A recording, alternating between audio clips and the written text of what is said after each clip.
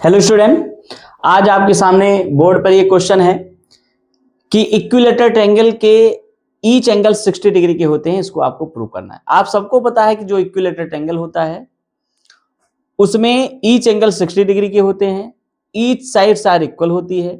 तो आज हमको ये प्रूव करना है कि ईच एंगल 60 डिग्री के होते हैं इक्विलेटरल ट्रायंगल में।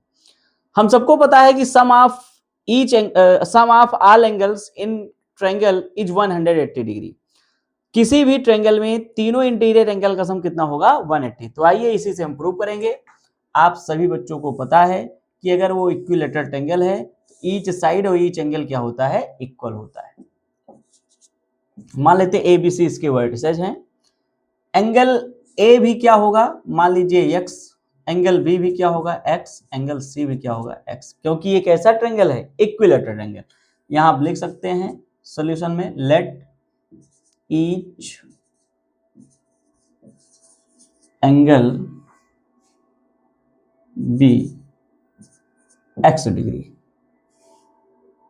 So angle A is equal to angle B is equal to angle C is equal to x. We know that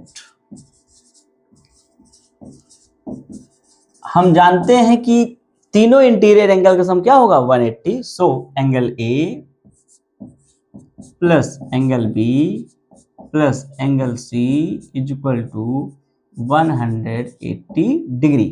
angle A की वैल्यू कितनी है? x, एंगल B की value कितनी है? x, एंगल C की value कितनी है? x। अब x प्लस x तीनों x को ऐड करेंगे तो आएगा 3x और 180, क्योंकि तीनों इंटीरियर एंगल का सम कितना होगा? 180। 3 मल्टीप्लाई में x के साथ इधर आएगा, डिवाइड होगा, तो x इज इक्वल टू हो जाएगा 180 अपान में 3। तो x इज इक्वल टू 3 6 या 18। x की वैल्यू कितनी आ गई? 60 डिग्री। x की वैल्यू कितनी आ गई?